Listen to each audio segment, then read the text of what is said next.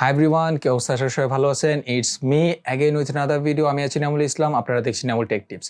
So আজকের ভিডিওতে আমরা কথা বলবো পিসি বিল্ডিং নিয়ে। হ্যাঁ, আজকের পিসি বিল্ডিং নিয়ে কথা বলবো যে কীভাবে পিসি বিল্ড করে এরকম না, যে আজকে আমরা কিছু একটা পিসি বিল্ডিংয়ের কিছু কনফিগারেশন এক্সেট্রা নিয়ে কথা বলবো। যেমন আমরা কয়েকদিন আগে একটা পিসি বিল্ড তৈরি করেছিলাম, এই চ্যানেলে আপলোড করা হয়নি।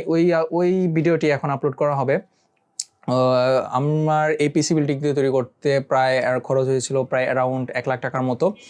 সো যারা নতুন করে পিসি বিল্ড তৈরি করতে যাচ্ছেন এবং গেমিং পিসি চাচ্ছেন, সো আমি মনে করব যে আপনারা আমাদের যেই কনফিগারেশন আছে এই কনফিগারেশন অনুযায়ী আপনারা পিসি বিল্ড তৈরি করতে পারবেন। আশা করি যে আপনারা যে কোনো গেম 1080-তে মিনিমাম 70 থেকে 80 FPS আপনারা গেম খেলতে পারবেন। এ নিয়ে আপনাদের কোনো প্রবলেমই হবে না। সো এখন কথা বলা যাক যে আমাদের আজকের ভিডিওর স্পন্সরকে নিয়ে। আজকের ভিডিওর স্পন্সর হলো Skyland BD. Skyland BD Multiplan সেন্টারের 8ম তলার একদম বিশ্বস্ত দোকানের নাম। তিনি আমাদের এই ভিডিওটাকে স্পন্সর করেছেন এবং তারা দীর্ঘদিন যাবৎ কম্পিউটার বিভিন্ন প্রকার অ্যাক্সেসরিজ সেলিং বিজনেসে রয়েছেন এবং খুব সততার সাথে এবং খুব রিজনেবল প্রাইসে তারা বিভিন্ন প্রকার অ্যাক্সেসরিজ বিক্রি করে যাচ্ছে।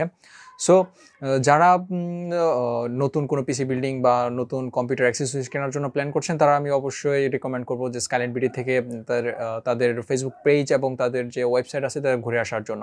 সো ভিডিওটি শুরু করা যাক।